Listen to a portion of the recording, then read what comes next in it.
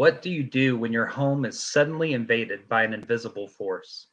A force capable of moving furniture, throwing objects, and even levitating your children. For some, this is merely a what if situation.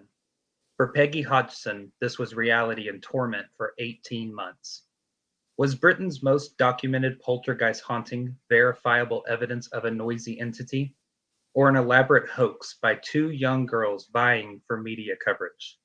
Welcome to Everything Vaguely Paranormal.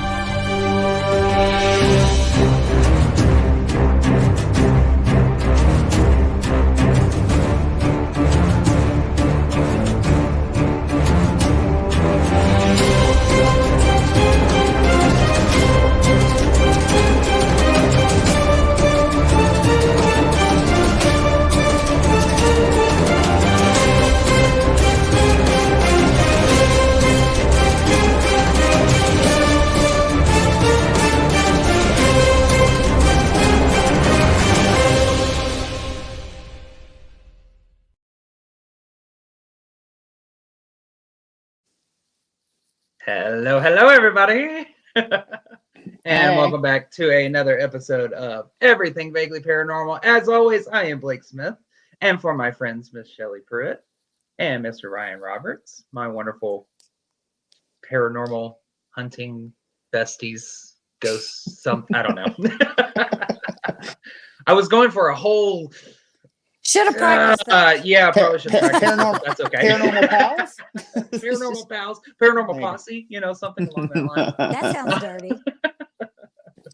Boy, howdy, do we have a good one for y'all tonight.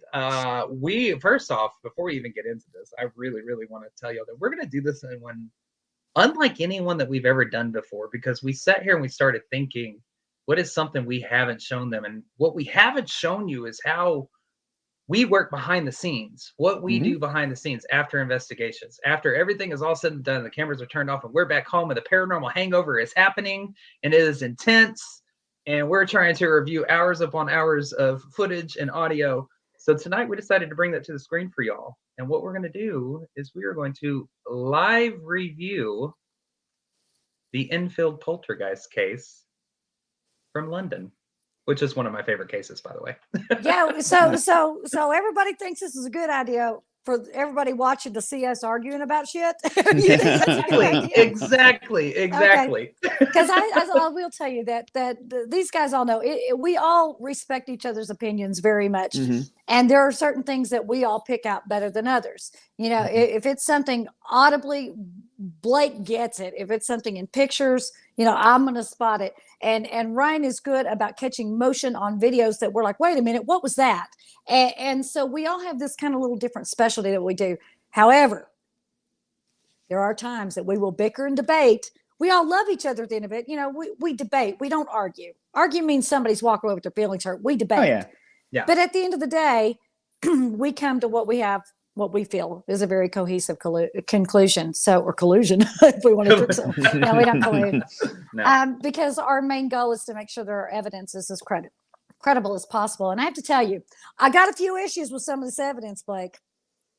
I know you do, and you and I are probably going to go back and forth a little bit, but I'm probably going to play devil's advocate on those. Probably. Yeah, it's so funny because Blake, you would describe yourself as you are definitely a believer. And me, I'm a very skeptical believer. I am the one that just because I hear a knock, that ain't paranormal. That's got to be somebody who's down here messing with us. And that's why I usually run towards things, because if I run in there and anybody in there, I'm like, well, shit, nobody's here. I guess that was something I can't explain. And Ryan goes from left to right depending on the value of the moment's evidence. So, Ryan is very good. You know what? Maybe Ryan should have been in the middle because maybe because you and I are just going to be shooting freaking tennis balls back and forth. Yeah, that's okay. That's okay. Ryan, you may have to umpire this I thing. feel like sometimes I provide maybe a perspective that someone's not really thinking of. Yeah, you do. You actually were talking about this before you got on the call, that Ryan has this wonderful ability of coming up with a question that nobody thinks to ask. Nobody, and we all have our standard questions we ask and we review and that kind of thing. But Ryan will come up with this one, kind of like his little Ryanisms, I like to call them, like you're about as useless as a screen door on a submarine kind of thing that was said in the pre-broadcast. I've never heard that. But he comes up with those kind of questions, kind of like, I didn't even think about it that way. What? and it's great for kind of throwing me and Blake out of our tailspin that we're in. It is. I'm ready. How about you guys? I'm absolutely ready. And that's what y'all are going to get to see tonight. Y'all are going to get to see us analyzing the evidence from this case. This case is said to be London's most documented poltergeist haunting. And you have half people believe that it is 100% real, and the other half believe that it is a hoax made up by two young girls that are just trying to seek media attention. So, Brian, what were you going to say? I was going to say it is extremely documented because the investigators embedded themselves with the family and were there for 19 months documenting every single thing that happened, trying to figure out exactly what the hell was going on. Yeah. And so that's where we also want you, the listener or the viewer, if you're watching tonight, if you're listening to us after the fact, that's even great. Type in the comments. Tell us what you see. Tell us what you think. We want you involved in this as well. So this is why we're opening up this forum this way. So with that said, why don't we just begin? And we do go back and read all the comments. If there's a comment, we get a notification. We do go back and read them. So even if it's a week from now, you want to put in a comment, We will go back and look at it. Oh, yeah. Yes. We'll answer. Absolutely. Absolutely.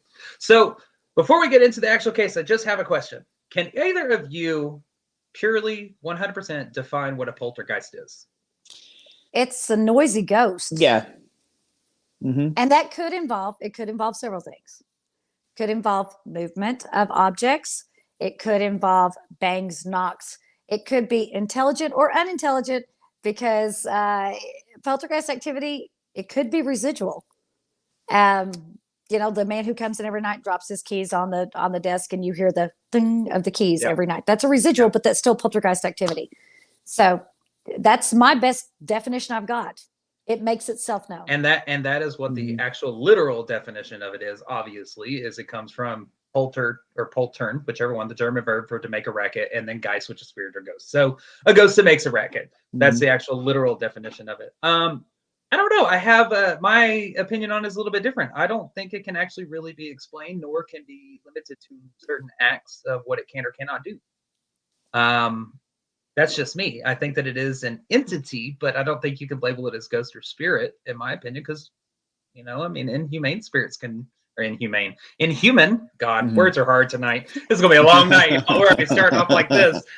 Inhuman spirits, obviously they can be poltergeistish if they want. So I don't know. I don't think it could be limited. Just something to think about. I've already got a question. Okay. Oh God, this is gonna be a long night. This is literally like the phone calls, you guys. Okay. Yes. Yeah. All right. So I've already got a question because we know that poltergeists could be entities. They could be residual. They could also be the projection of someone's energy into the environment, because they tend to happen around people who are going through puberty or going through a major change in their life. Do you think this, and this is the question that I have, is do you think that more than likely they are a projection of someone's energy, for lack of a better term, or do you think that maybe it uses, maybe an entity is using that to project itself and to gain power in order to be able to do the things that it wants to do? Does that make sense? Feeding on energy rather than projecting energy. Yeah. It's already there. It needs to be fed. Mm-hmm. Yeah. Makes sense. Or was it all one just great big fake? Exactly. Mm-hmm. Let's find out. I think for me, it's. I think there has to be some type of. I don't know. I haven't. This is exactly what Ryan Tell does us a to story. Ryan freaking asked these questions, and I'm just like, ah. All right, so let's set the scene. Let's jump into this evidence real quick. So where all of this starts is obviously in Enfield, which is in North London at 284 Green Street. You have this council house, as they're called, where Peggy Hodgson and her 4 children, and their names are Margaret, age 13, Janet, age 11, Johnny, age 10, and Billy, age 7. They're all living in here and residing in this council house. And the very first night, what happens is Janet and Johnny are in their bed, and they call their mom into there because their beds are shaking while they're asleep. And the mom, Peggy, calms them all down, gets back to sleep, walks out of the room. Well, she gets called back in there because now they hear a shuffling coming from the dark, somewhere in the dark. They don't know what it is. So they call her back in there, and the chest of drawers is slid out from the wall towards the door. And so Peggy pushes it back, and she walks out the room, calms down, walks out the room. She gets called back again. It is, again, slid back, and she pushes it back. She does this a total of 3 times. And on the 3rd time, when it happened, she watched it slide from the wall towards the door. And she went to go push it back, and it was like an invisible force was holding it there, and she could no longer move it. So not really sure what was going on. She said, kids, come on, let's pretty much any mother would. Let's get the fuck out of here. Yeah. And so Okay, question number 1. Okay. Was it by a train? Was it near a subway or tube, as they call it, an underground subway? Because those kinds of vibrations in the earth can cause things to appear to move on their own and shuffle or slide. And also, question number 2, after the 3rd time, if I'd have been pushing around chest of drawers, I'd been too tired to move it again too. And if it was middle of the night and these damn kids done woke me up for the 3rd time, made me come up there, either somebody's ass are getting whipped, or everybody's going in here with me. Very, very true. I think ahead, that's a valid question. However, I don't think the subway question. However, I don't think that explains her being stopped by an unseeable force when she tries to push it back and she can't move it any further. I think that is something that we can't necessarily explain in this situation. We're taking her word for it, correct? Was there any other documentation there of anyone else attempting to help her or anything like that? Other than the children's personal experience or eyewitness accounts of that moment, no, there wasn't at this time, because this is the very first instance of anything happening in this house. So let's assume that part is truthful. She could not move it back. Okay, we're gonna give her a point. Okay, go ahead. Okay, point for Team Peggy. So she gathers all of her children out, and they end up going. Well, actually, as she's gathering the children out, my bad, they start hearing knocking on the walls. Everybody does, and so as she's getting the other 2 children, the knocking moves from the walls to the ceiling, and then it goes to from underneath the baseboards or floorboards. And so she thinks that they have intruders or robbers of some sort at this time. So she gets everybody out of the house and goes next door to the Nottinghams, which is their neighbors. They share the adjoining wall in the council house. And Vic, which is the man of the neighbor's house, he comes over to their house and walks through. He does not see anything, but he does himself experience the knocking. He can't explain it. He doesn't see anything real, so or weird. He's like, let's get the police involved. So they call the police. Police show up. Police come in. They inspect everything.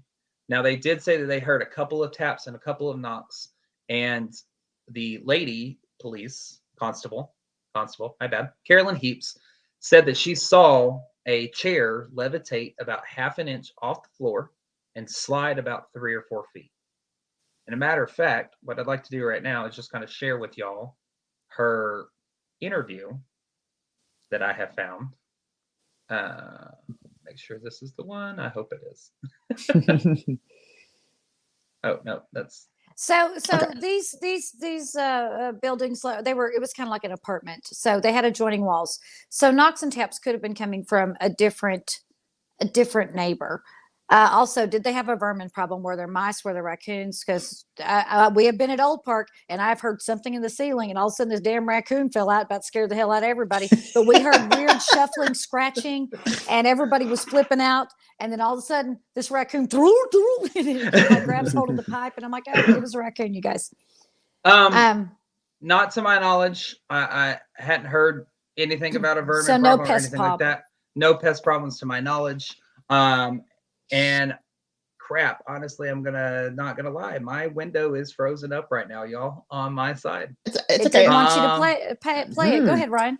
It did not. The question that I had was, now, was it the neighbor or was it the cops that said when they heard the knocks that the actual like sound signature of the knocks like went up, and like, so if you knock, like, it just sounds like that, but they said it almost went like they heard like a sound go like up the sound scale and then the knock would happen. Do you know which one it was? I mean, for lack of a better term, the sound scale. I don't know how to describe that other than the timbre sound of went, the knocks got went higher up in pitch. instead of went up, like instead of like that bass sound, the knock like sounded like it went like it was going up instead of down. Yeah. Actually, I'm not gonna lie. That's the first time I actually ever heard that. I have read article after article and watched video after video after video of this thing, and I've never heard that claim. So that is a first for me. So I actually don't know how to answer that properly. Okay, I believe I was listening to something earlier, and their source material was "This House is Haunted" by Guy Playfair, the guy, and I think that's where that came from. Okay. But I can't. But I want to say it was the cop or it was the neighbor that heard it. But I'm not sure if it was them or if it was the actual paranormal investigators that came in later that heard like the weird knocks instead of them or whatever. But I do know that the cop was the one that saw the chair go across the floor. She was the one that couldn't figure that out. So are we talking like this thing moves like a foot, or are we talking it's a matter of just millimeters and inches? Well, actually, I'm going to time out right there because we are about to lose broadcast. My computer is doing something weird, and I am so sorry, y'all. So we're about to end up losing this window. I'm going to have to jump back on here. I apologize. Hang tight, guys. Yeah, hang tight. Hey, we've gone 20 episodes, no technical difficulties. Hey, technical difficulties. This is the first one, so y'all come back with us, and we'll get it figured out. I am so sorry, y'all. My apologies. Hang tight. Yep.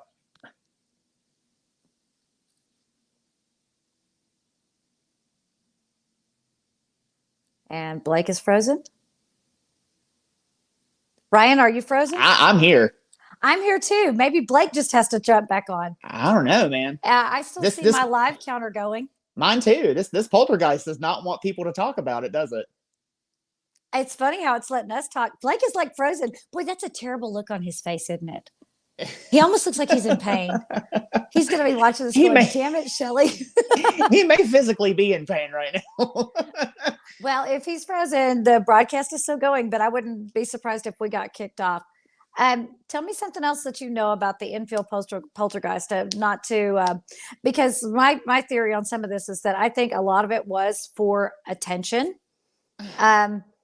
So I'm going to give the cop some credibility. Oh, Blake will be right back. Yeah, Blake will be. Yeah, so the cop, I know that she saw this happen, and cops, when it comes to the paranormal, we know are very reticent. Yeah, and a lot of them are kind of no bullshit. They kind of just go with their gut, and they kind of, when they see something and they say they see something, they saw something. Right. Yes. So the cop, hi Blake, welcome back. Hi. Yeah. Okay. So I'm going to give the cop a point. The cop gets a point because cops talking about poltergeist activity or strange things happening in a location have about the same level of credibility with me about the airline pilots who don't talk about seeing the strange things that they fly past in the sky. So that's just something you don't do. So, all right, cop gets a point if they literally saw this chair move. Okay, so finishing my point on that, the interview that she gave, of course, I've lost all the audio tabs that I had. That's okay. So that's okay. I'll explain exactly what she said. In her interview, she said that she witnessed it levitate off the floor by about half an inch and move 3 to 4 feet. Immediately, as she saw it slide out, she went over to the chair itself, checked the cushion and the metal stuff for any wires, any contraptions that could be pulling, yanking, or moving this chair. She also took a marble and laid it on the floor to see if the marble itself would roll in the same direction, and it did not. Checking to see if the floor was level. Okay. Correct. So she came to the conclusion she could not explain exactly what was taking place with that. She said that it was just weird that she happened to see an armchair move across the floor. So that was her determination on it. She did her due diligence. Like the investigator in her was like, okay, let's see if this thing's level because I can't believe what I'm seeing. Correct. So I have to see if this will work. So she sees this, and what happens next, Blake? Does she go out and tell the family, or? No, actually, multiple people were there in the moment that it happened. That with the family and the cops and all that kind of stuff. They were there when they saw it happen, and then basically they came to the conclusion of, look, unfortunately, no crime's being committed, and there's nothing that we can do. I mean, there's no law, against a noisy ghost or thing. A spooky beat in your casa, huh? Yeah, exactly. So, and so they end up leaving. Well, then the family's like, well, what do we do? So the neighbors and the family decided, next best thing, let's reach out to the Daily Mail. So the next day they reached out to the Daily Mail. Yeah, exactly. They reached out to the media, and the Daily Mail obviously says, you know what? All right, fine. So they send over a photographer and a reporter who is Graham Morris and Doug Bentz. They send them over there and they walk through the entire house. They do not experience one single thing. And they are about to walk out. And then all of a sudden, Legos, marbles, and other objects begin to hurl themselves across the room at fast speeds. And it is witnessed by the photographer, the reporter, the neighbor, and the entire Vic, the neighbor. I do not know if his wife, her name is Peggy as well. If Peggy was the neighbor, Peggy was there, and then the Hodgins family. So everybody but Peggy was in this room when all this stuff happened. And the reporter and the photographer were like, we witnessed the family in hysterics. There was absolutely no way that they were responsible for throwing these things because they were nowhere near these things. But they came flying. One of them hit the photographer in the face, left a lump and a bruise. A Lego? A Lego. Mm-hmm. And then the neighbor is actually, that was another audio clip that I had. He is in an interview saying that one hit him in the elbow and left a lump on his elbow. Is how fast they were flying. Weren't the marbles and the Legos hot to touch too when they touched them?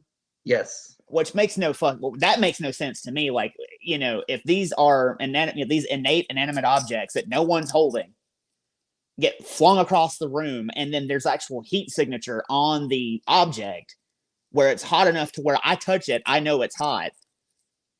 That makes no sense. Yeah. That tells me something out of the ordinary is going on here. The only thing I can think of why they would be hot to the touch is obviously like hurling through the air, the friction in the air. Yeah. There ain't that much friction. I can chunk your marble at you and it ain't gonna burn you. Yeah. Well, yeah, but it depends on how fast you're hurling it across. I mean, they're flying at the speed of a bullet. Who knows? Mm-hmm. I mean. So here's what I say to that. Mm-hmm. 2 reporters, they need a story. Daily Mail, not earlier on known for being the most accurate. They were more tabloid. And so were they trying to create a story and like, hey, we're going to pay you $50. You get on here and you tell us your story. Tell us what happened. If it had been somebody other than the family and the other immediate involved and the reporters, they need a story. Well, so I'm going to go but maybe. The family never asked for money. Not one time. I'm not saying they asked for money. I'm saying the reporter might have talked to old Vic over here and been like, hey, Vic, you'll make $50. Tell me what you saw. I mean, I understand where you're coming from, but I'm saying the family themselves, they never asked for money, not one time, for their story. And I think that, because I think that, yes, I mean, there may have been some things that the girls may have, kind of faked a little bit. Exaggerated. But I think that there was definitely something happening to this family and they didn't know how to deal with it. And not only they don't know how to deal with it, I think that, so you have the cops witnessing it, you have the next door neighbors witnessing it, and now you have 2 reporters witnessing it. Yes, I know they're from the Daily Mail. However, I don't think that started getting heated. I don't think that this family necessarily wants this type of publicity, to be completely honest. They're even asked by the reporter. He's like, "Are you attempting to secure better housing for yourself? Is that what the issue is here?" And she's like, "No." She's like, "I don't want to move. I don't want another place. I mean, why do I want to? I've been here basically for the longest time. So why am I wanting to move? Because that was a big thing kind of back then. That people in these council houses were trying to find reasons and all that kind of stuff to get better housing." Or to move out of their current Would location. that have been considered like a slum or a government housing kind of thing, these council houses? Now, I'm not from London, but from what I understood and from what I researched, yes, that was my conclusion I took away from it. Of course, I didn't spend a lot of time researching council houses. It was more about the Enfield Poltergeist. But the little snippets that I learned about the council house, yes, that's my understanding of it. Now, if anybody who's listening or watching in London wants to tell us different, by all means.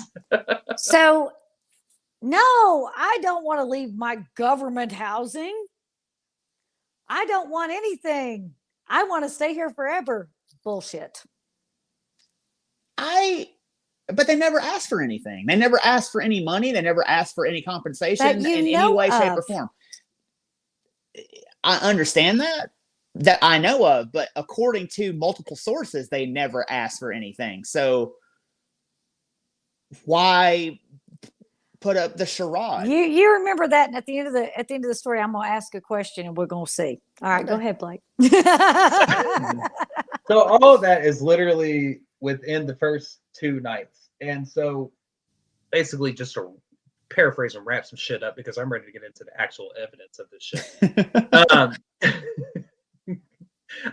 They call upon, or they call the Society for Psychical Research, and that society sends out 2 investigators, which are Maurice Gross and Guy Lyon Playfair.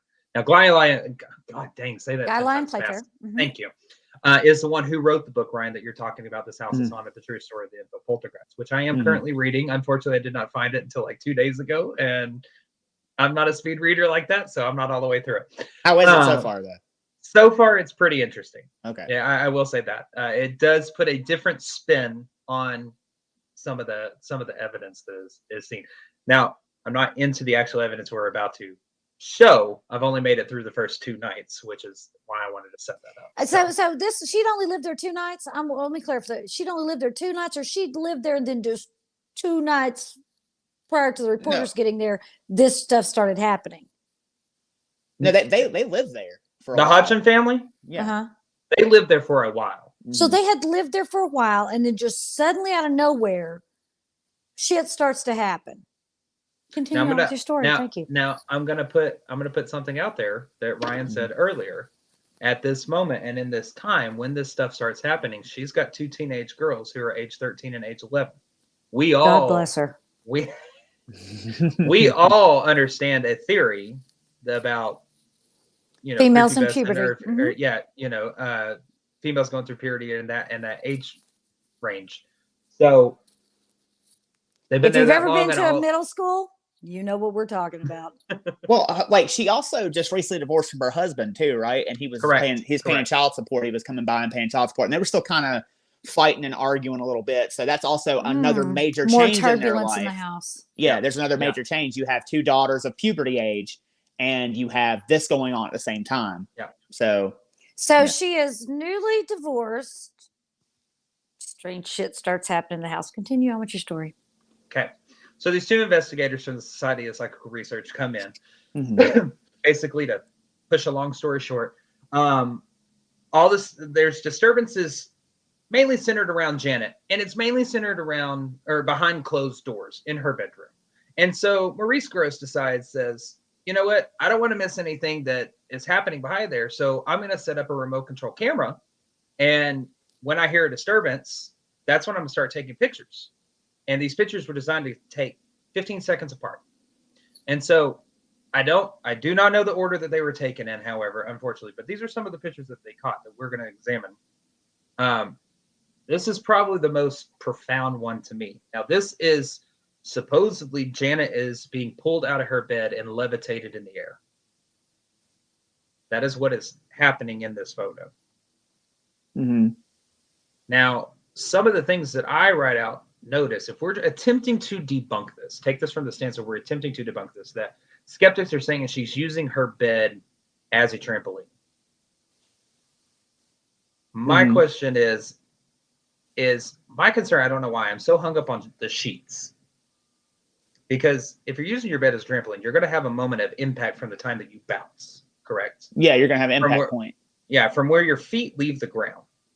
And I can't really see a place. Now, there might be like one place in this particular photo that her feet could have left the ground.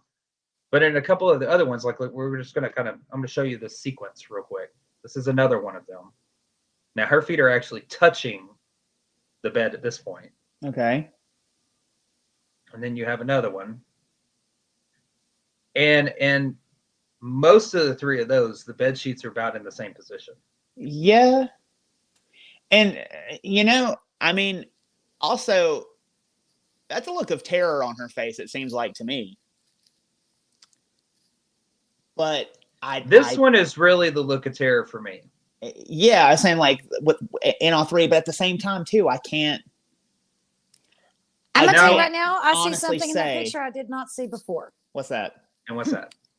Okay, whenever you jump into the air and you begin to go down, everything that is not fastened to your person goes upwards, right? Because the air is taking. Look at her hair. Her hair is actually going upwards, as if she's going down. Look at the back of her hair. No, that was one thing that I was just about to point out. Huh. Okay. And if you look at her nightgown, it is going upwards. It is being pulled upwards.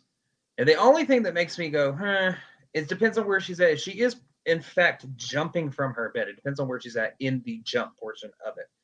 Is the strings on the front of her nightgown. They're more like straight out. Yes, which they will do if they will do it. They're going to go up, and if they're long enough, they're going to appear, if they caught it at the right spot, to be straight out. Look at the back of her nightgown too. The back of her nightgown is actually flowing out as if air is catching it on the way down. Right. So I can see it in some of these. Now, this one here, it's a little bit more telling because I know it's a little blurry. It's the best, clearest picture I could find of it. By the way, all of these are taken by Graham Morris, the photographer. These are his pictures and his work. I want to make sure that that's well known. In this one, obviously her feet hadn't left the bed yet. So and it looks like she's trying to scare her little brother, like, "Rawr, I'm a lion," or something. Well, and my thing is, I'm wondering, okay, is this being lifted out of the bed? You know what I'm saying? So the beginnings of being lifted out of bed. This is the beginning of the levitation. So my question is, she's asleep in bed, and she is in fact being pulled out of the bed. The covers, to me, are going to be a lot more disarrayed than they are right there. It almost looks like she pulls her feet up to where her head and shoulders and all that stuff is sleeping, stands up where her head and shoulders are at, and jumps from there. Those sheets aren't messed up hardly at all. If you're being pulled out of bed, go ahead. I was going to say, if you're being full body pulled out of bed, you're going to take all the sheets with you. You're going to hang on to something. I agree. Whether you try to catch it with your feet or your hands. But also, whenever you first said jumping out of the bed, I was looking at the end of the bed for feet imprints. But if you are jumping from a place that is actually being concealed by where the covers are folded over, we don't know if there's an imprint there or not because we can't see it. Sure. Yeah, I can't. And if she's jumping forward towards the end of the bed, that one you had previously, where she's jumping forward, if she's jumping, she could make that jump to the end of the bed. And again, the covers are actually obscuring where she would have taken off from. I'm going to call, I don't think so. And look, she's even jumping in the air. That's how I used to jump when I jump on my bed too. Like, yay, Yeah, I can't say with definitive proof that she's being pulled out of bed with that one. I can't say that. I'm not saying that didn't happen to her because she had her experience. Right. But I would not categorize this as proof. I can't say that, yes, she was pulled out of bed. Blake, what do you think? I don't know because for me, it's like I see it in this one. Like this would be the sequence for me. This would be the first one, second one, third one. As she's going to land. This is making the jump. She jumps. She's midair. Her feet are out in front. She's landing. That's the sequence right there. I'll play it again a little faster. She's pulling. She's doing a David Lee Roth. And most people, if they go to fall, if they are truly falling, you reach out to grab downward for anything, to pull yourself back and brace yourself. That one where she's got her knees up in the air, if I'm getting pulled out of bed, I'm like, whoa, whoa, whoa, whoa, and I'm leaning down and I'm grabbing with everything, toes, knees, hands, but her hands are out as if she's been jumping on a trampoline. They go, yay, we're jumping on the trampoline, hands in the air, yeah. And then as she's going to land, she's doing what she would be doing if she were landing, which would be putting her hands and her legs down to brace herself for the impact of hitting the ground. Shall we tell them about the experiment we had you do last night, Blake? Yes, that's going to be part of the debunking, and those pictures are going to be on the internet forever. Here in just a little bit. But one thing that I want to pull up. Okay, so obviously you can tell that from what we can see, obviously from where the camera is at, there's nobody else in the room other than the two kids in the bed. Okay, this is a remote control camera set to go off every 15 seconds, or I guess the reset is every 15 seconds for him to be able to snap the photos. So the question becomes, if they're 15 seconds apart, and this is going to go into the debunking process that I attempted last night that y'all laughed at me for so long. It was my damn idea. I told you to do that shit. I know. My question becomes is how does she know when to time it perfectly? You know, or he knows. Well, sorry. okay. See, how does he know when to? Because he's Who clicking the says remote. that it's one jump? He said that he started clicking the remote whenever he heard noise. He could have caught her in a series of jumps where she's jumping off the bed. She's trying to scare the other kids in the room. And he said that whenever he heard noises, that's whenever he clicked this remote camera. Okay, you weirdo, you got a camera in a kid's room. Weird. Okay. But he's trying to catch poltergeist evidence, though. They're investigating. If it's true, they're investigating. Yeah. But my thing is that, okay, if it takes him 15 seconds to reset and he is trying to click that button as fast as he can, because if we're investigators and I'm hearing disturbances and I got a remote control camera, I'm tapping that button as much as I can. So when that reset as fast hits, as I can. Yeah. Yes. So when that reset hits, I'm clicking as fast as I can. If there's a 15-second delay, how is he timing it up perfectly for her to, let's say, make a jump, hit the ground, and then her get back on the bed, make another jump, hit the ground, get back on the bed, make another jump, hit the ground? How are they coinciding so well? We don't know that those are the only pictures he took. Well, no, I understand that. I mean, there's also this one here. Now, this one is a completely different nightgown, completely different night. But I can tell you right now, in my opinion, there's feet print on the bed where she left the bed. Yeah, that looks like she's jumping from one bed to the other. Say, she's about to 5-star frog splash. She had a girl on the bed. So. Yeah, she's doing a cannonball onto her sister's bed. She's about to pull an Eddie Guerrero on her sister. And then there's a couple of these. Now, these are her in the same red nightgown. Unfortunately, I could not find the full, I don't believe. Yeah, I know. I could not find the full photo of this. So I can't see beyond this frame right here. But again, her hair is flying up like she's falling. I mean, very prevalent in that. You can tell that she is falling at this point.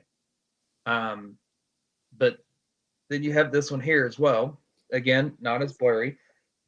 But still in this one, I can see what I think is feet imprint where she's jumped from. And the nightgown is going up and the hair is going up. She is not being pulled up. She is actually, the force of gravity is bringing her downwards based on the directionality of her hair and her nightgown. Right. And then you have this one. Now, this one is kind of weird because her mother is sitting right in front of her. And mama's letting this happen? I'd be going and grabbing my child. I don't think she knew what to do or where to go. I mean, they were not a rich family and they had not a whole lot. Ryan, I know you're not a parent, but if your child is suddenly floating across the room, you're like, come here, you little bastard. And you're grabbing him out of the air. But what do you do though? I mean, like, you have to stay there. Like, if you're poor and you can't move, you have to be there. If her mother is sitting there watching her float, she's going to grab that child out of the air. Because what if that thing decides to fling your kid into the wall or throw your kid to the ground? You are getting up and grabbing it. Okay, I'll put it to you this way.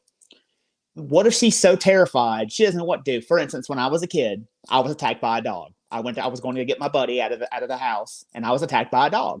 My mom and dad were both sitting in the van. My mom sees me getting attacked by this dog. And she doesn't know how to react or what to do. Like, I know she wants to help me, but she doesn't know what to do.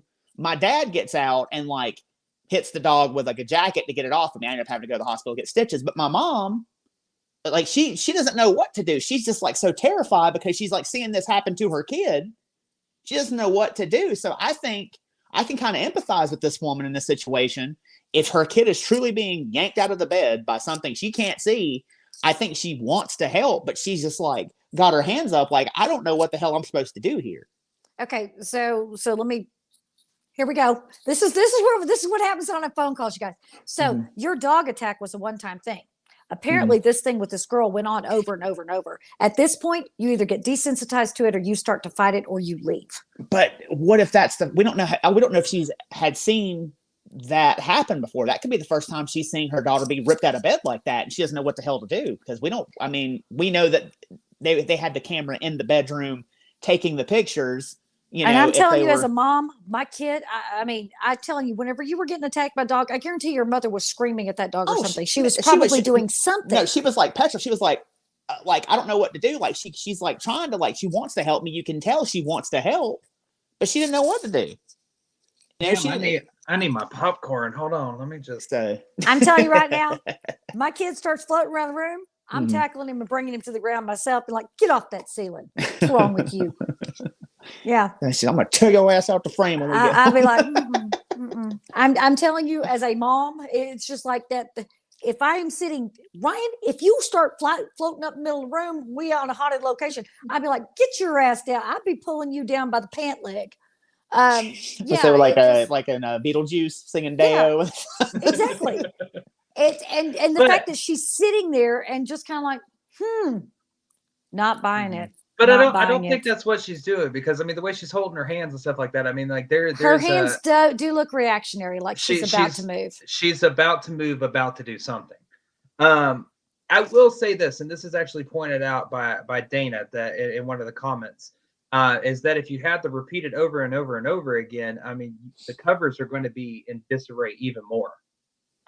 For the constant, that's true. I didn't jumping over and over and over again. Dana? Will they though? We have to tell you about our experiment.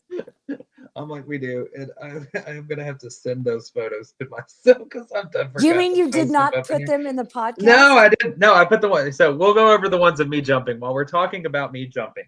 We'll get the ones of all the covers in disarray sent over and get loaded up. So what we do as part of debunking, Shelly's idea. Thank you, Shelly. My knees are feeling it today. Shelly decided it would be a great idea, just like, hey, here's an idea.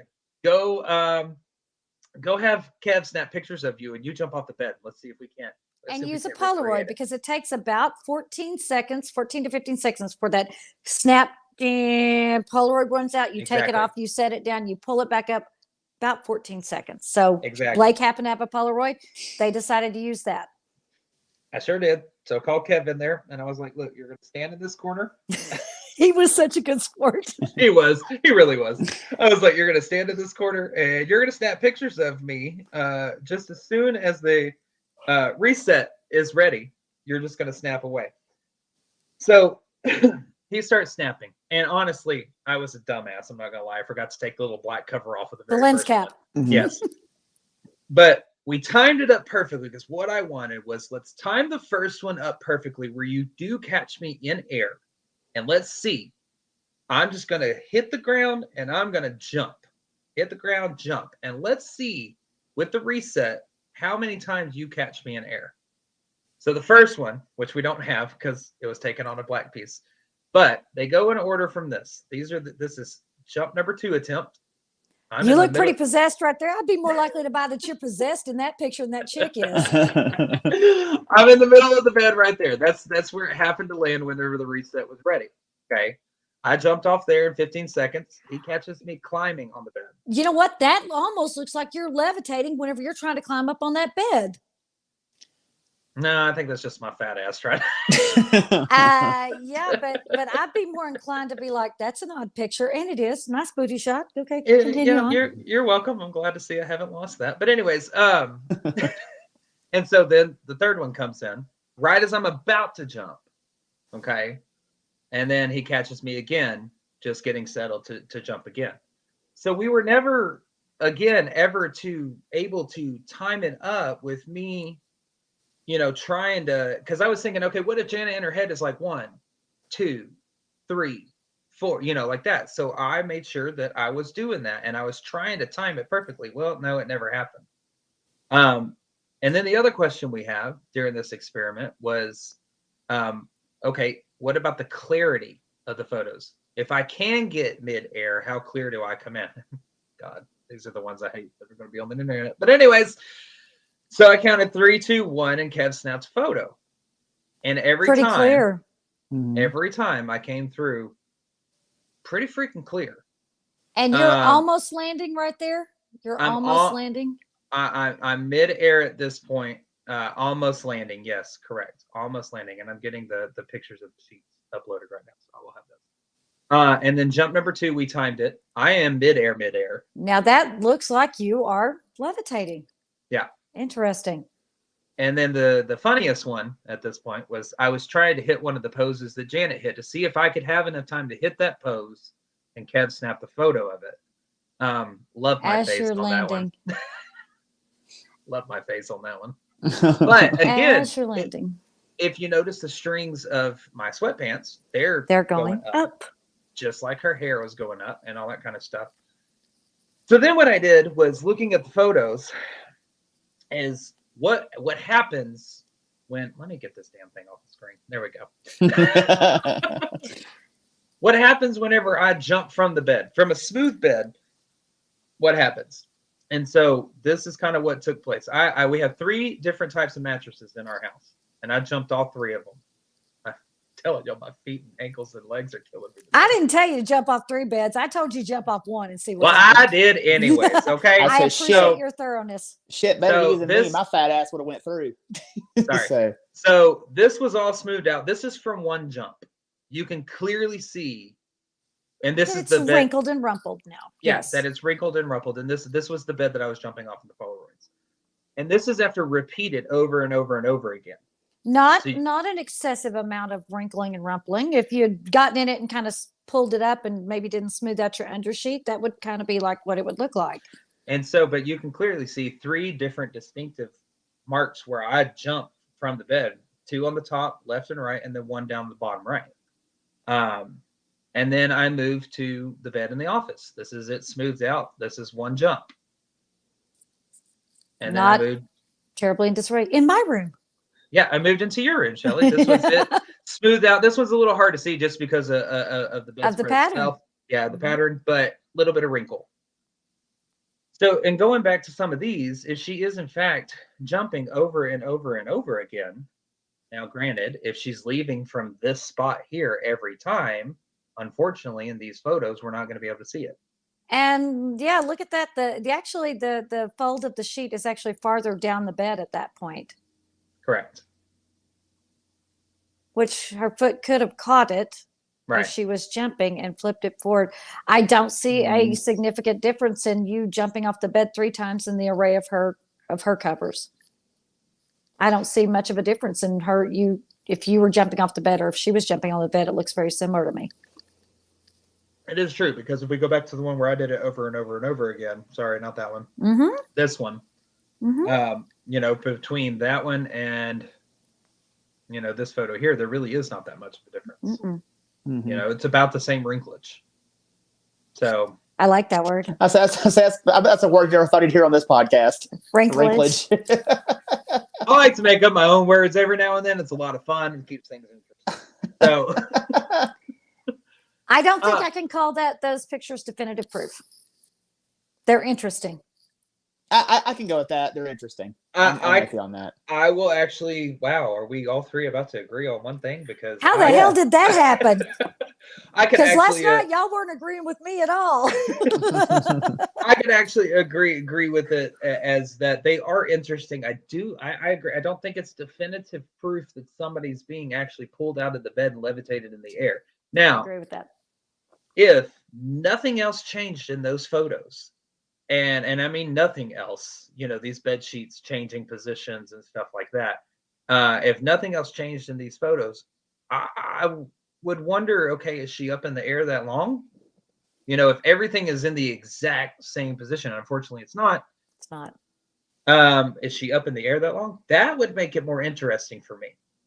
If those covers are in the exact same position, same wrinklage, in the covers and stuff like that, that would make it a lot more interesting, especially if it's 15-second intervals in between which the camera can take a picture. Yeah. Because at that point, just between 3 freaking photos, she's been in the air for 45 seconds. That's a long time. That's a long time. And I have in here probably about an 8. So what is that? Like 2 minutes? 120 seconds? 2 minutes? Mm. That's We a don't long do time to math be in on the the for show. hair. No, we don't. But it's somewhat easy. So, So anyways, we y'all are all in agreement that we don't think it's definitive proof, but it is interesting. It's interesting. it's I'll say that. interesting. It's Wow, interesting. chalk one up for us. And I will say I don't think we can make a definitive proof. I really don't, because I don't think so either. well, before we move on, the other thing that I was trying to look at was the children in the bed as well. What are their reactions? What's happening? Well, I mean, in this one, it looks like they're almost like just being woken up from the flash, or the flash is blinding them. You know, little Johnny or Billy, whichever one that is closing his eyes, and Margaret's got her hand over her eyes. You know, in this one, I think this is the very first photo, because neither one of them are awake in the bed. You know, and then you have this one on another night where Margaret is just obviously looks like she's screaming bloody Well, murder. if my sister was jumping over the bed to cannonball me, I might scream too. What are you doing? Get off me! Stop it! But see, that's the only thing with these. So these I have figured kind of are a series, if you will, right here. You know, and I think this is, like I said, photo one, because the kids in the other bed aren't really awake yet. And the covers have changed position. Yep. Well, I'm sorry. This is photo 2 because they're still shielding their eyes. They're waking up from the flash. And this is photo 3 because they're trying to figure out what the hell's going on, but the flash keeps going off. Okay. So yeah, I don't think it could be definitive proof that she was levitating out of the bed. I think there's not enough consistency in it for me. Yeah. I would think it would be different if like I said, the bed covers didn't change as much as they did. And the wrinklage wasn't as changing. I just wanted to say that word again. So what is the next piece of evidence that you have to show us? The next piece of evidence is the furniture basically moving around. Now, unfortunately, no, I don't have, all we have is photographic proof. We don't have any videos of the furniture moving or anything like that. But these are some of the pictures. Do we have a story with these? I had an audio tape up that coincided with these, but unfortunately, since my computer decided to crash, I no longer have that. That's okay. So do we have a story with these? Like when were they taken, or who took the photos, or? These are all taken by Graham Morris throughout. All I could find was just throughout the investigation. And he is a reporter, correct? Or is he an investigator? He's the photographer for the Daily Mail. Okay. But things like furniture would be moved, things would be overturned, and like their pillows would levitate. There's a pillow right there on the left, next to Janet's bed, that looks like it's levitating, or supposedly levitating. To me, I can't tell. I can't tell. I can't tell if it was laying on the bed and she's just pushing it off the bed. Well, you know, the corners of pillows, if you get them turned up right, you know, in the bed just right, you've moved them around, and you throw your covers over it. I've walked into my bed sheets looking like that for me, like, what the hell was I doing last night when I was asleep? No. Now, the only one that did have a story behind it is this one here. Okay. The neighbor went on an interview and said, Janet was laying in the bed on the left. He was sitting on the bed on the right, and that there was a chair in between the two of them. That one right there had a padded bottom, metal legs. And he said, out of nowhere, it flew through the air at about 9 feet, to the other side of the room, toppled up upside down, didn't hit anybody, wasn't thrown at anybody. But this was the picture that was captured after the fact. Unfortunately, again, since there's no like video or proof or anything like that, we kind of have to take his word on it.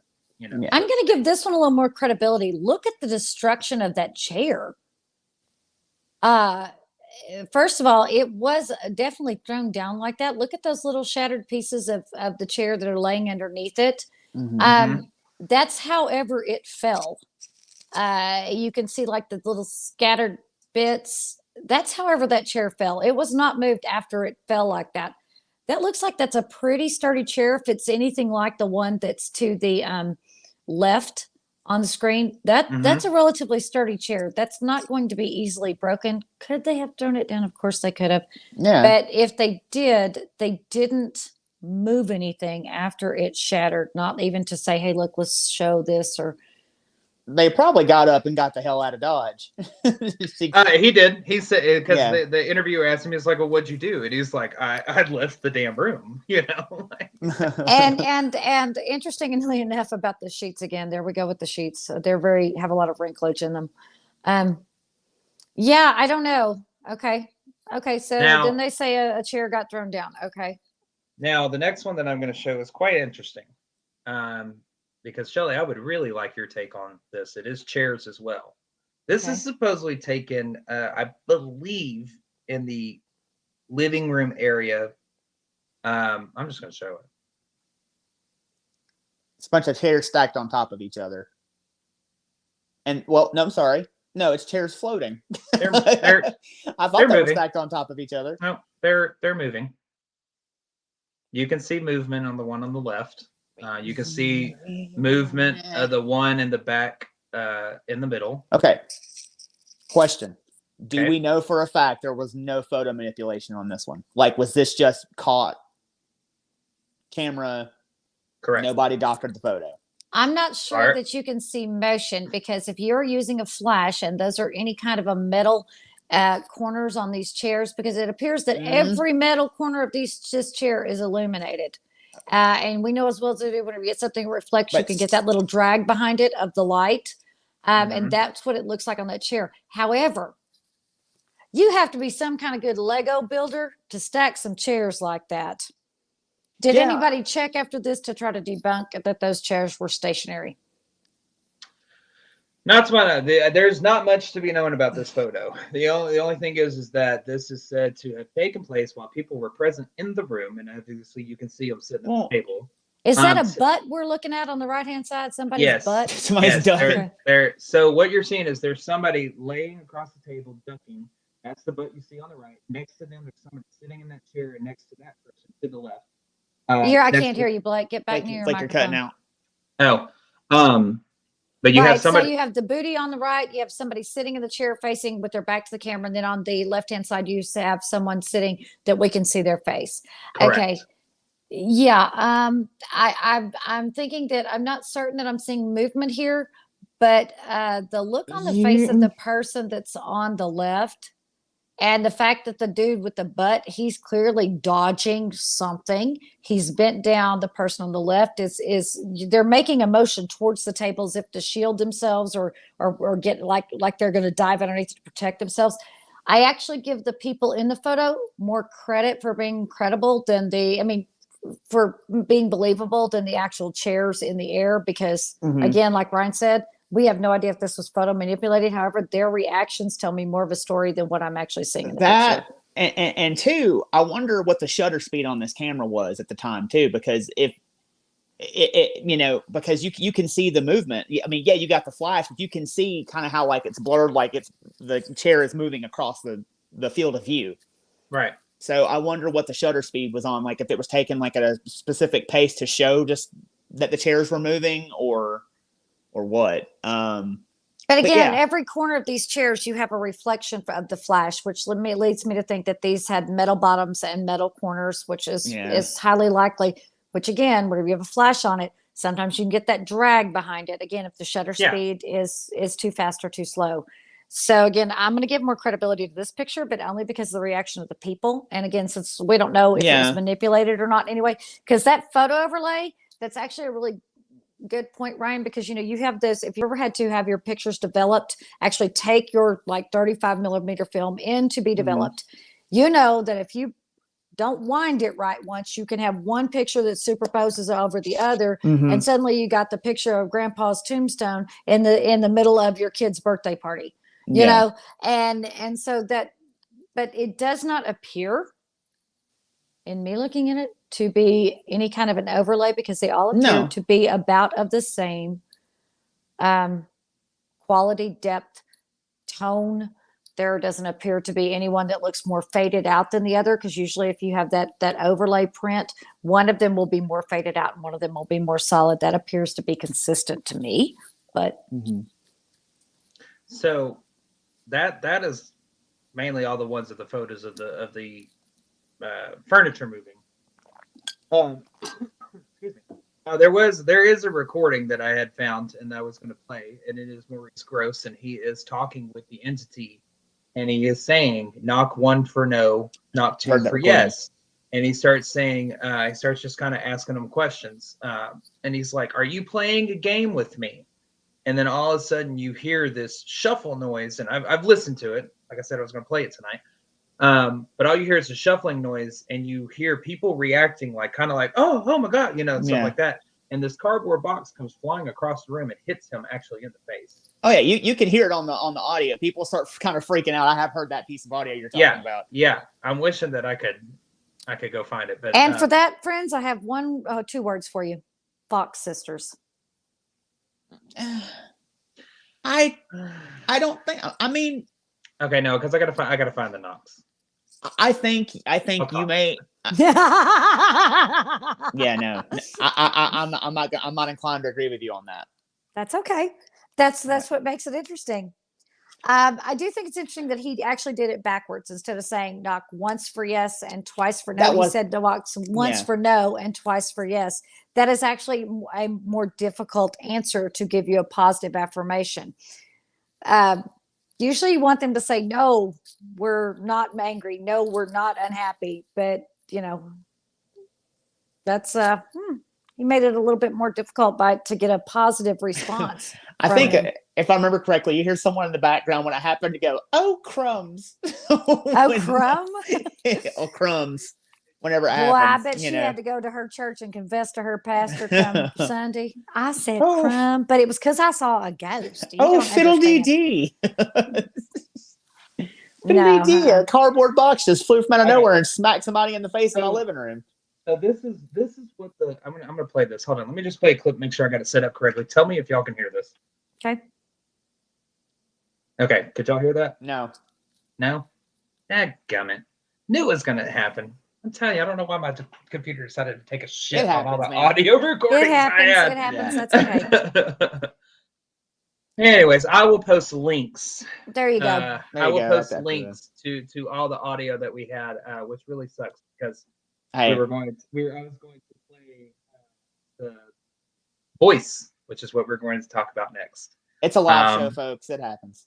I know, and all the recordings of the voice that have been captured. Now, great. I want y'all to understand about this case. For those that are listening or watching, it is what we're showcasing tonight is a minute fraction of the evidence that was actually captured at this location. Cambridge University has all the audio that was recorded at the Enfield home at 284 Green Street, and you can actually study these recordings if you so wish to. They made it to where you can listen to all of them and be able to kind of decipher. Because Shelley, one of your main things was, and in agreement with me, when it comes to the voice of Janet versus the voice, his name was Bill Wilkins. So I will say that Hollywood got that right in the Conjuring 2 movie. His name was Bill Wilkins, and the voice between Janet and Bill Wilkins. What we wanted to know was, what does the cadence sound like? What is the timbre? Does the tone match? Yeah. And dang, I wish y'all could hear this. Okay. Oh, I've heard it before. And I believe I asked you if you could find a Janet speaking in her normal voice and then Janet speaking as Bill, and see if her speech pattern changed, if anything like that happened. The best thing I can say that it reminds me of is The Exorcist, when she starts talking and like the other voice. That's like when Captain Howdy comes through, Yes. So let me see. Let me try. I'm going to try one more time to share this tab because I really want y'all to hear this voice. Let me try one more time to share this tab and see if I can't let y'all hear. Yeah. Oh, look, it's going to let me. There we go. Now are we going to be able to hear it? There we go. Now let's test it. Let me back it up just a little bit. But yeah. Hear it. Can y'all hear it? Yes. Yes. Awesome. Sounds good. Okay. So here is Janet speaking as Bill in a regular interview. Your voice. Oh, that's not it. Sorry. Hold on. Lego bricks began to fly at high speed around the living room. How does it feel to be haunted by a poltergeist? It's not haunted. Shut up. Why isn't it haunted? I don't know. Does it frighten you? The things that happen here. Oh, well, it did first, but now I've got more used to it. And you learn to accept the things that happen. And I apologize. That was not Janet speaking as him. That's Janet's regular voice, okay? Okay, I find something I find interesting is it's not haunted. Shut up. Yeah, I know. That's interesting. Go ahead. trying- Continue on with your story. Yeah, you're fine. You're fine. I'm trying to find where she's speaking as Bill, and I'm sorry. So y'all. is I this had Janet all that's on laid the out. screen with us? Is Janet that little girl right there? Yes, red? Janet. Okay. Janet is that little girl right there, and I think this is By what I a just, poltergeist. yeah, that's what I just played. I'm trying to find the part where she's speaking. And she says it's not haunted, and the elder sister says, "Shut up." Mm-hmm. Well, they were, like I said earlier, they were caught on tape talking about faking some things, but there were also things that they just could not have faked. Right. You know, my theory, once your credibility is impugned, I have a very difficult time believing anything else you bring me. I understand, I do too, but I think that these people that documented this case, they weren't just paranormal. I mean, they were parapsychologists. They worked for universities, if I'm not mistaken. Am I right, Blake?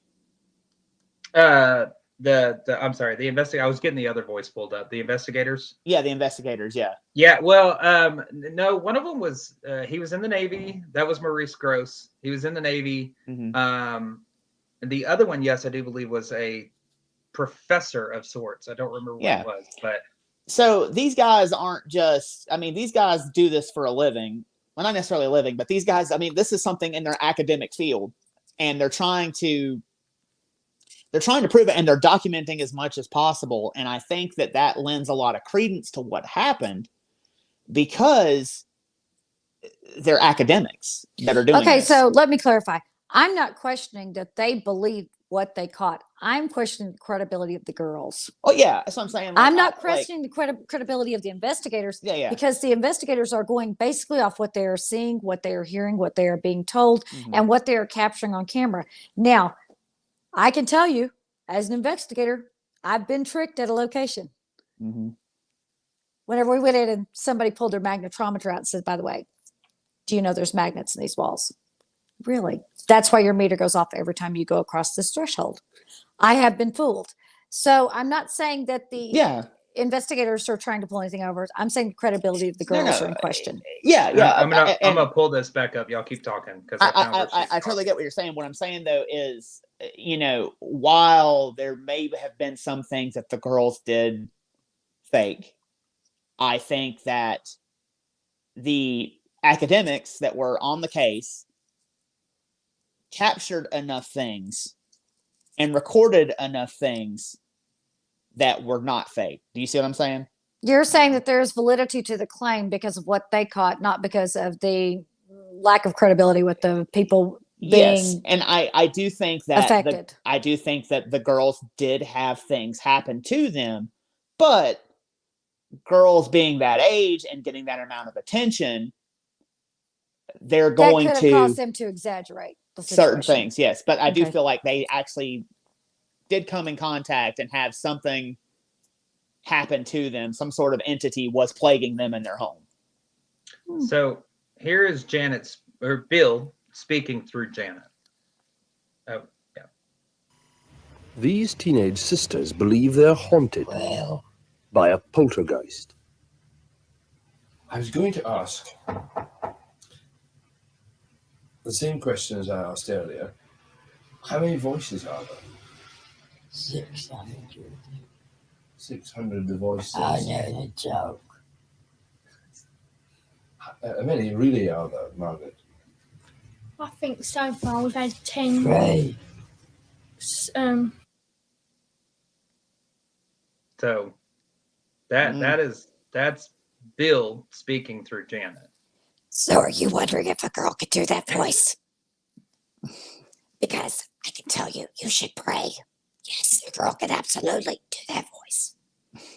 That's what we want to see. No, you're good. Yeah, there you go. You're good. I mean, that's what we want to see. Now, Now I want to. I think I matched her pretty close. You actually did. Yeah. If you if you keep watching that clip, you see her say, "Hello, darling." Sorry, guys. I can do that voice, and I can probably do that voice when I was 10, 11 years old, because I remember I used to try to scare my brother. I'm like, "What are you doing?"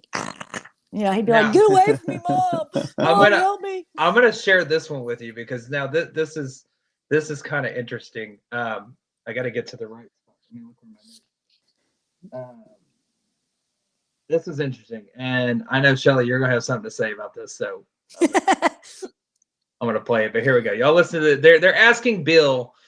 They're asking Bill questions about when he died or what happened before and after he died. Whether you remember what happened to you when you died, just before you died and just after you died.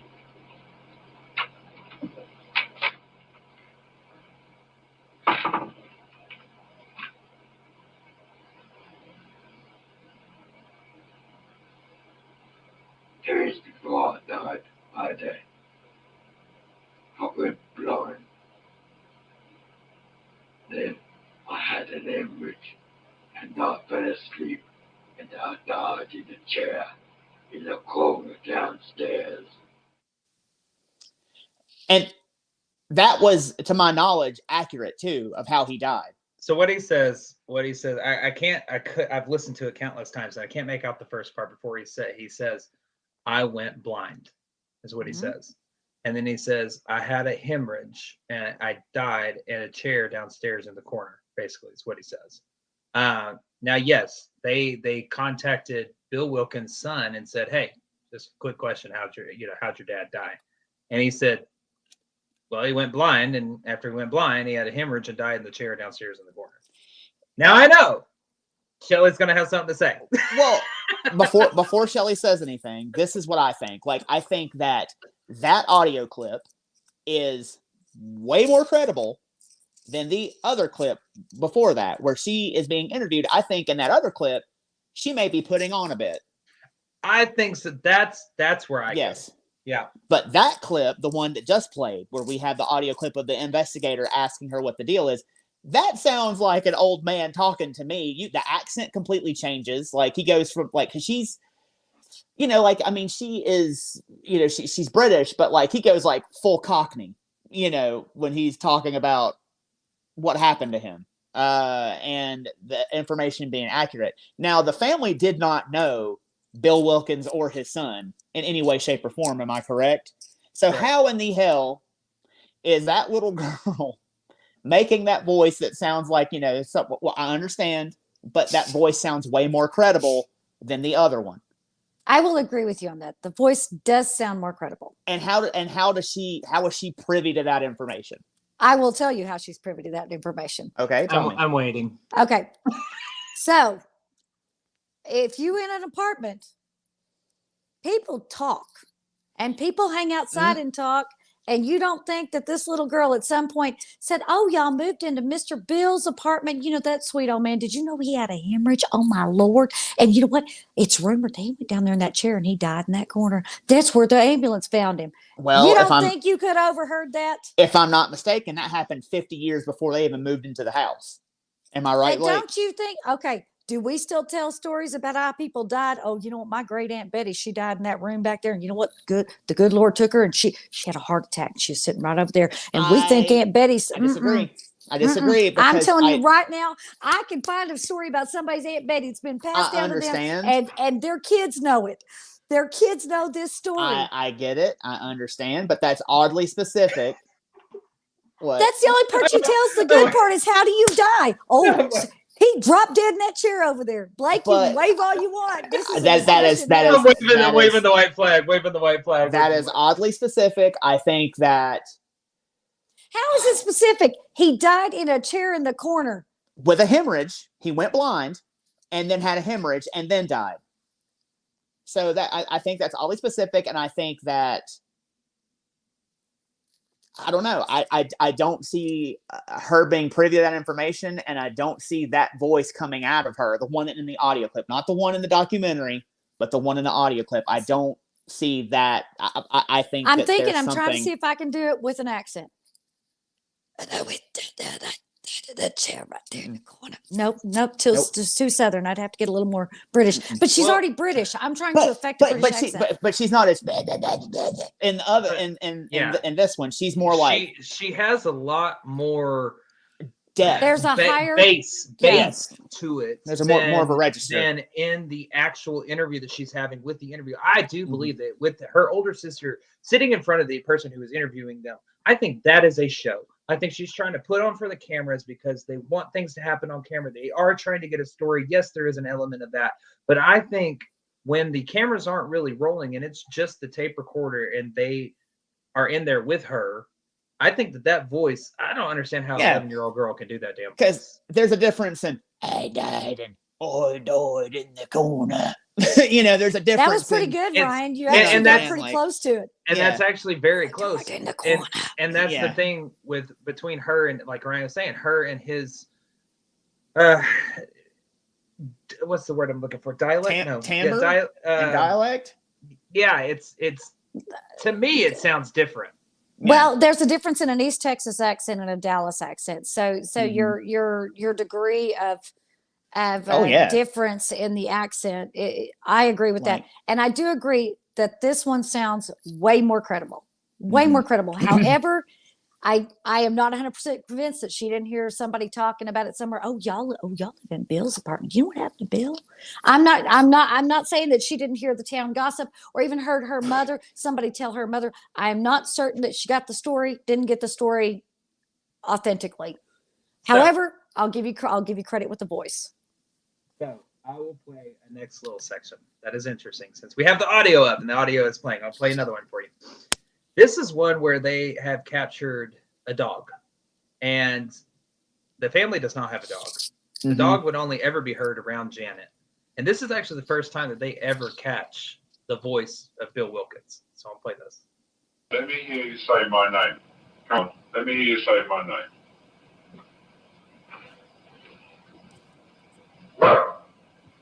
That's not my name.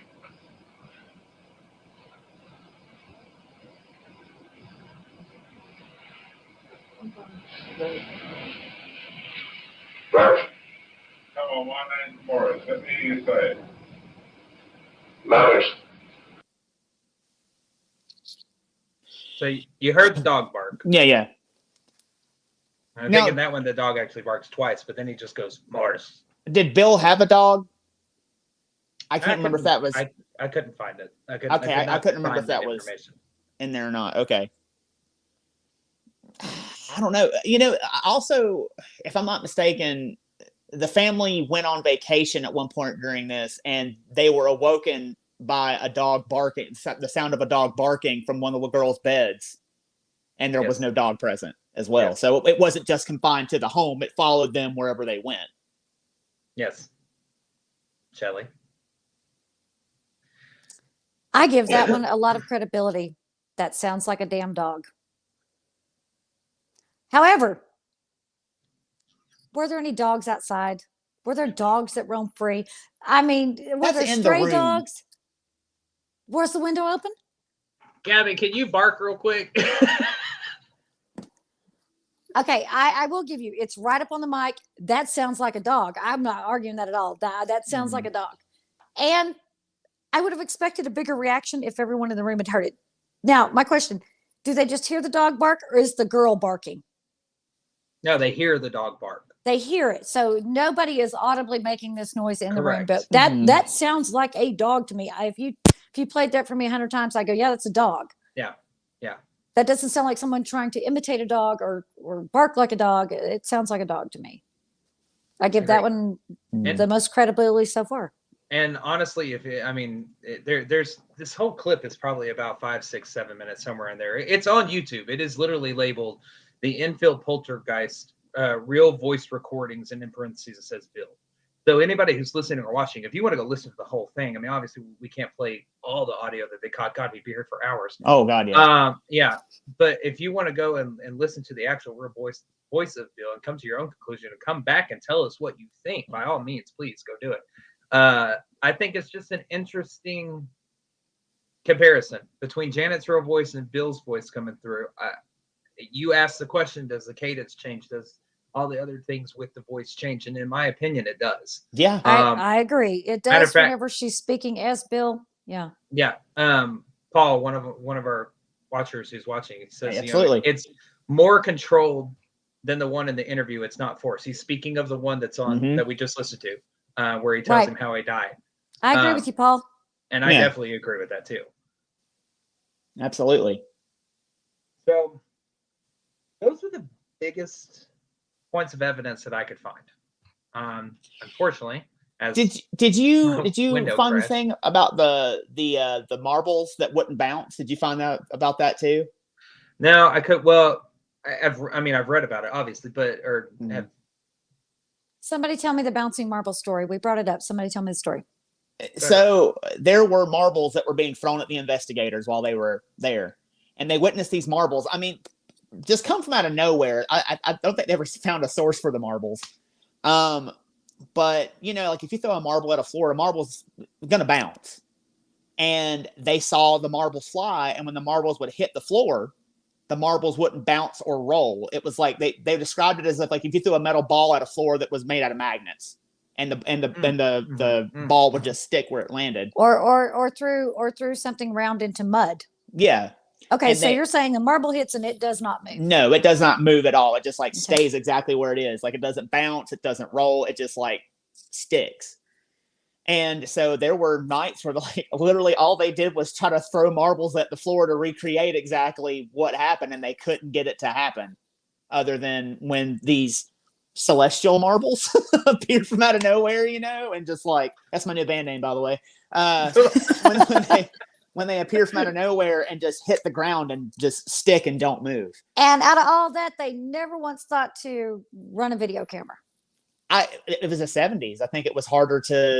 There were, I got some home movies. There were some cameras in the 70s, and if they worked for a newspaper, they should have had access to it. Said, "Look, you guys, we gotta run some film on this. You're never gonna break this." I have actually. I don't think I've ever, in all the years I've looked for Enfield Poltergeist stuff, I don't know if I've ever come across an actual video, where they shot the video. Now, to me, that is very questionable, because if it's available and you're a paranormal investigator, you're trying to use the latest technology to be able to.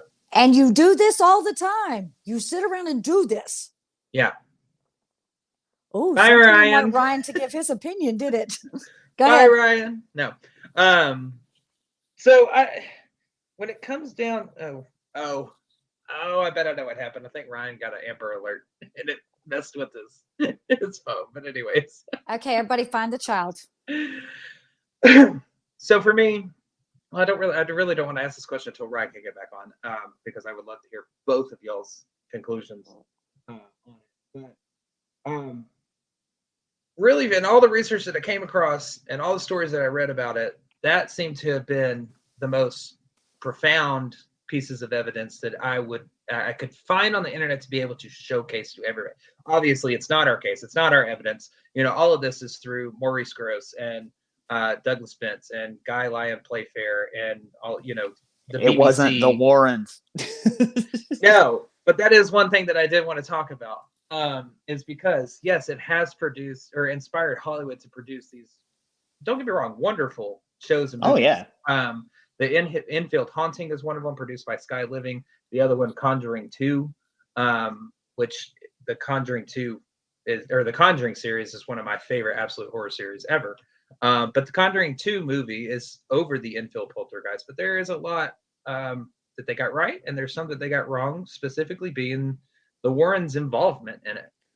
So I did hear the reason why they had the Warrens do the Enfield Poltergeist in the Conjuring 2 is because although they have a movie deal, they don't have a deal in place for a lot of the Warrens' case files.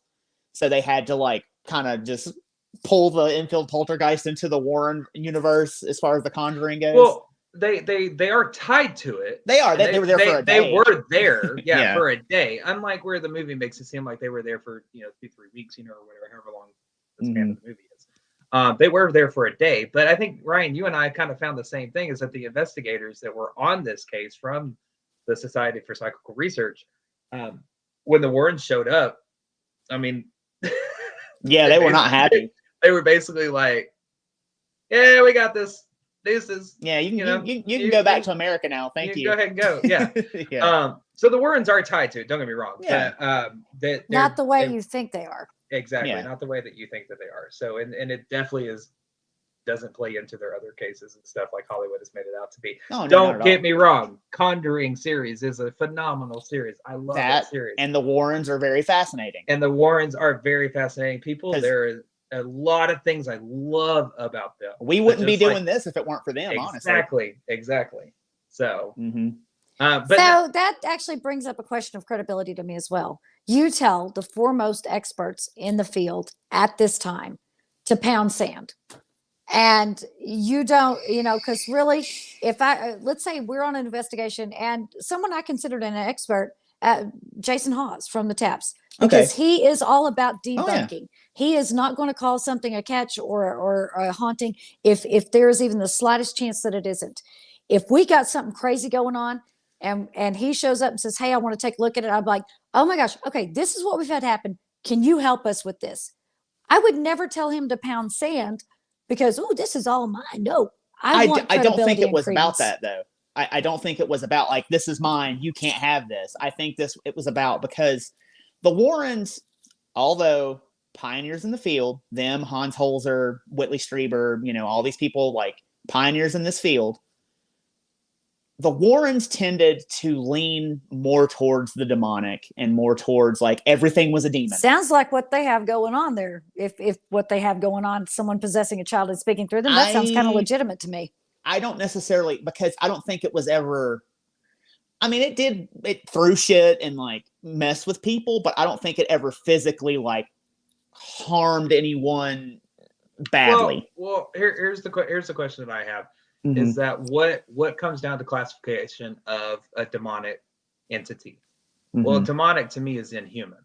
It's never walked this earth. Well, this spirit is actually saying through Janet, "I've lived here, I died here, I had a hammer," so. And demons won't try to fool you?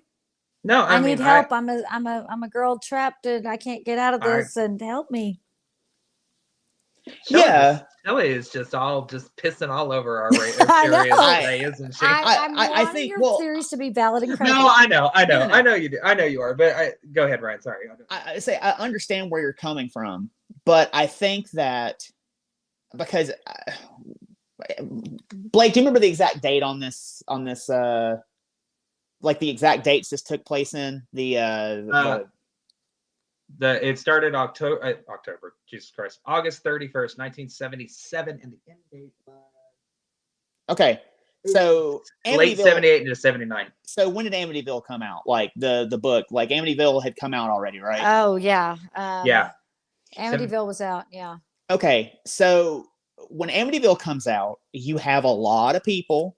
And you even have some people within the family that are coming out saying, "Hey, this isn't what happened. This is a bunch of bullshit." They're not saying, this is not exactly what happened. Nothing ever happened in that house. They just made up the story, blah, blah, blah, blah, blah. So while the Warrens are very well known, I think from the academics' point of view, because these guys are academics, they're like, "Hey, we want to have this case be as credible as possible. We don't want it to be tainted by any sort of circus, any sort of Hollywood, anything like that. So if you will please kindly take yourselves back to America and leave us alone and leave us to our research, we appreciate it." I think that's where it was coming from. I don't think it was from this is ours and you can't have it, sort of thing. I think this was, "Hey, we really think we have something here and we are making headway. So leave us alone," pretty much. In that case, why would you not bring them both in and put them to the test? Put Lorraine Warren, who is alleged to be a psychic, in one room and see if you could get communicate. You know how we do? We like to break each other up and see what we get to validate. Yeah, like I mean, Seems like a missed opportunity. it does, but I think maybe I'll he had agree enough to on his that. plate. They maybe had enough on their plate where they're like, we don't even want to deal with these people. Why Let's would just... you not want help though? Again. Now I'm gonna hold on. I'm time out, you two. Back to your corners real fast. I'm gonna squeeze in here real quick. So the one thing about Maurice Grosse, when Maurice Grosse joined the Society for Psychical Research, he was hungry. He wanted it to the point to where he would call I forget O'Keefe. She's the secretary there at the research place. Not Georgia. Not Georgia. No, I think it's Eleanor O'Keefe. I believe was the secretary's name. He would call her, basically being like, "Do you have a case? Do you have a case? Do you have a case? Do you have a case?" Over and over and over, until finally she was like, she gets the call from the Daily Mail individuals. Shelly, you okay? Did someone try to walk in your room? Oh. No, well, good thing. Isn't it good that I went and shut the door and locked it before? Yeah. Yeah. It sounded like somebody jiggled the door and was trying to use the key. I'm just like, excuse me. Maybe it's just the wrong room. Maybe they're drunk. It probably is. Maybe they're drunk. Anyway. The illustrious next door place does serve alcohol. Yeah. So anyways, he was calling her constantly, asking for a case over and over and over again. And finally, pardon me, when this came through, usually I mute my mic, but I was in the middle of talking. My bad. So when this came through from the Daily Mail individual, she was like, I got the perfect guy. He's wanting it. He's hungry. So, Ryan, I am going to have to disagree with you on some portion of it. I don't think it's 100% fully, oh, it's mine. You can't play in my sandbox. But I do think that there is a little bit of that. Little ownership. I think that he doesn't want it tainted by Hollywood or anything messed up with that, because yes, they are trying to do 100% verifiable evidence of this case, but at the same time, I also think that he is like, oh no, this is my Amityville. This is if they show up, guess what? It becomes the Warrens case, just as it kind of and got not in Hollywood. saying, not saying that the Warrens didn't get some legitimate evidence. I think that, like I said, I think the Warrens were definitely on track with some of the stuff that they caught. But I do agree that they tended to they slanted demon a lot. All the time. And I'm very ever slow to cry demon, and we as a group are very slow to ever cry demon, because it's got to do something pretty serious to us for us to even think about walking that path. Yeah.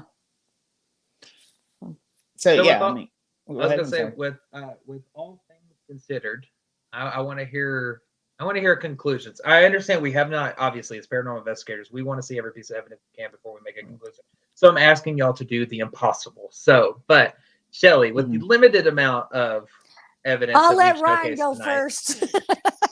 I was trying to end on a high note, but anyway, I was gonna let you go last. I figured we just go. I may have a rebuttal. All right, fine. I'll go first. All right, I'll go first. So, go ahead. This is my overall conclusion of it. I think that in this house, something was happening. I think something was going on. And I think it started August 31st, 1977. I don't think Peggy knew what she needed to do. I don't think she understood it. Just as if it were to happen in our house, even if we're paranormal investigators, I'm one of those, I want to understand it. Why is it happening? And trust me, I've had shit happen in my house. It's flipping weird. And so I think she looked at different avenues of how to help herself and her children. And I think it blew up bigger than she ever expected it to be. And therefore, I think that the girls played into that, so that, yes, we are getting media coverage, but when it's not happening, we need more media coverage. Just like with the bending of the spoons that everybody is well aware of, that Janet was caught bending spoons and trying to bend an iron bar on camera. The girls were caught on a tape recorder that they did not realize was there, saying, let's hide it and blame it on the ghost. But it's little things like that where they say, and blame it on the ghost. It's not, and let's say we have a ghost. It's, let's blame it on the ghost. And Shelly, you and I are big on words. The syntax and the meanings, and how you say it and how you put it together. So I believe that this family had something going on, but because of the way that it blew up and as much coverage as it got, I think that they played into it a little bit too much, and therefore it's now hard to separate fact from fiction. I am going to rubber stamp that and say you 100% sum that up for me as well. I completely agree with everything you said. Da, da, da, Shelly. Remember how I told you I was going to ask you a question at the end? Yeah. Mm-hmm. Did they move out of that house after 18 months after the reporters had been there? Peggy stayed there until the day she died. Peggy lived there until she died. Okay. That's what I wanted to know. Okay. I'm going to agree with you on the fact that I do believe that there was something going on in this house. I do not believe it was to the extent that it was made out to be. I do believe that 99% of the things that happen to the girls or around the girls are fake, 100% fake. I cannot explain the voice of her speaking as Bill. I can't rubber stamp it as being credible either, because we've already heard what it sounds like her faking, and I can recreate it. That means that if I can recreate it, anybody can recreate it. And if it can be recreated, it's not paranormal. However, the most credibility I give out of what you've shown me, that dog barking sounds like a dog. Sounds like a dog. And that a human voice has a very difficult time recreating. The people's reactions of the photos with the chairs. I don't care about the chairs up in the air. Who cares? You look at the people in the picture. That's your truth and your honesty right there is their reaction. You might have been able to stage one going, but to get 3 reactions, the point that they all 3 look as if they're in motion to hide, duck, and cover, I give that credibility. Do I think it is what it is made out to be? Absolutely not. In fact, I would love to go to this place. Can we get in? I'd like to give that little spooky a run for his money, because he ain't gonna fool me. So apparently, the new owner has been asked that question. Does it still happen? And she says she has never once had any single disturbance since she has lived there. That is interesting. It is, but if we remember, poltergeists tend to happen around young women going through puberty. So is it like, and then that just kind of goes back to the question that I had earlier. Is it an actual entity that is using that as an energy source? Or is that something subconscious that, because her body is going through such a major change, are they projecting that onto their environment and their surroundings? That's the main question I have about poltergeists. That's a very good question. Yeah. However, at one point, somebody did say that it actually followed them, that they recorded stuff in different locations, that it actually followed them. So did it follow the family or did it follow the girls? That's what I'm thinking. That's kind of where I'm leaning. My next question becomes, did Peggy have anything happen to her after all of the children grew up and left the nest? Were there any other strange occurrences? As far as I know, when it ended in 1979,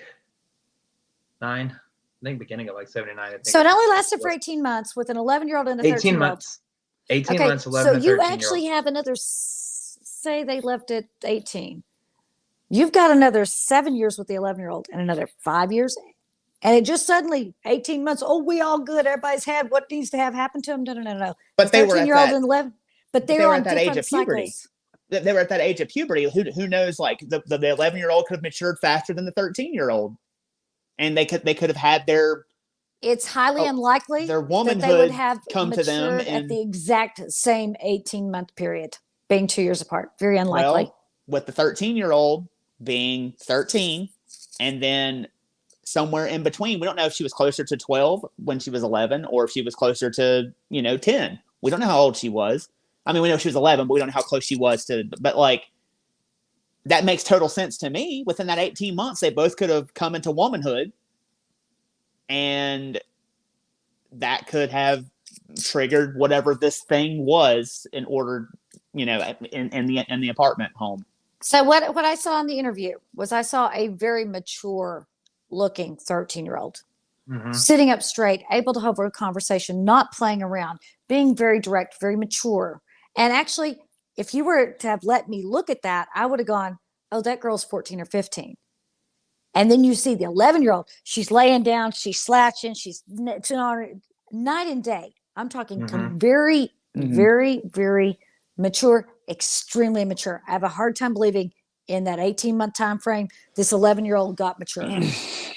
I will say this though. Dude, you ain't never been no girl. Don't argue periods with me. Hold Okay? on. I'm not arguing periods. What I'm saying is I'm arguing siblings. So Okay. just as well as I can do, argue that with you too. just as well as I do. There are a brother and sister combo or sister combo, sibling combos where one is very smart and the other one is incredibly stupid. And not saying, and not necessarily saying that she was stupid. Stop she was laughing, just not Blake. She was just not as mature as the other one. You know what I mean? Like, so, I mean, and you run across that all the time. I can't tell you how many friends I have who I'm like, and we look at our younger sibling, not my younger sibling. I mean, my younger sibling is fine, but like, a lot of my friends are some that we're just like, man. And he's like, I know, dude.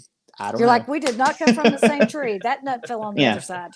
Yeah. I have a lot of friends that are like that. So, I mean, I don't think that has anything to do with their body cycles. I think just like the way of thinking and their maturity. So let's talk physiology and anatomy. How long does it actually take for you to go through puberty?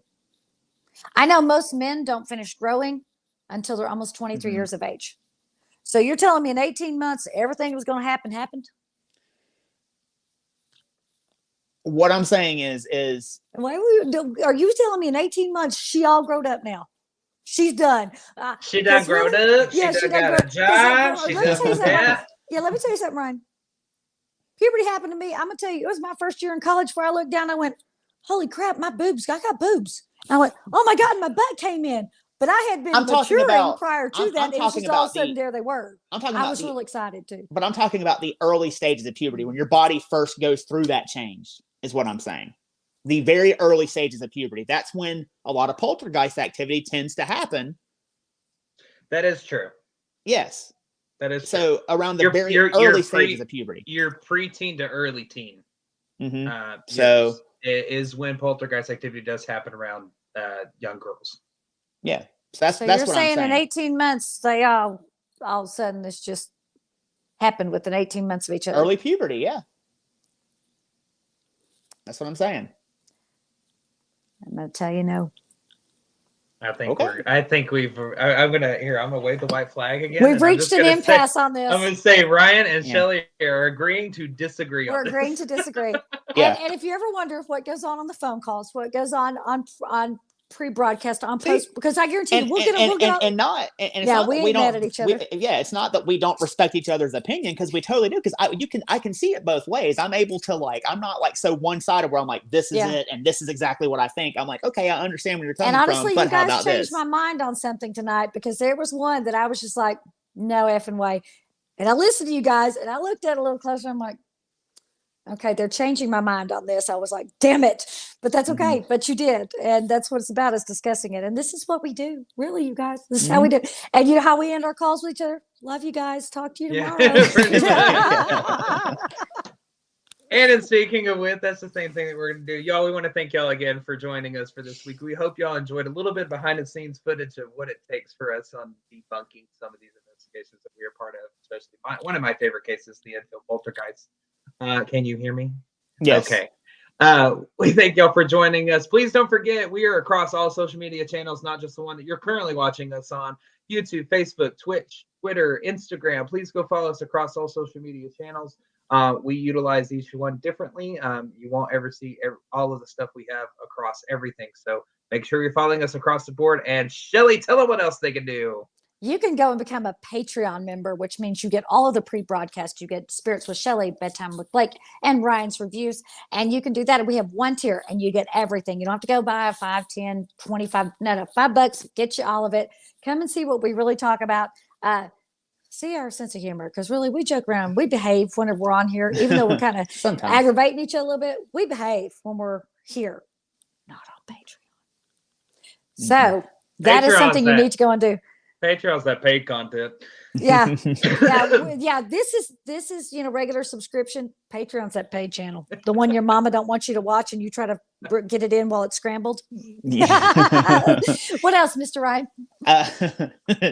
He brought me back for a second. I know. So yeah, also go and rate and review us on Apple Music and on Spotify. The more you rate and review us, the more stars you give us, the more that we're able to. Right, you gotta really hit that T and rate. Yes, rate us. Don't. No, yeah. How about leave us a review? Yeah. Review us. Leave us 5 Review us. stars. Even if you think we suck, leave us 5 stars.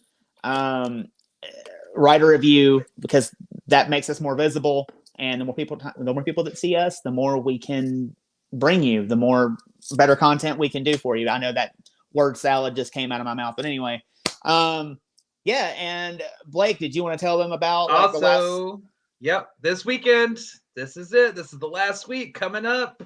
What do we have? 4 tickets left? This weekend we are doing our very first public investigation right here in my area in Longview. Not for y'all, not right here for y'all, but anyways, in Longview for me.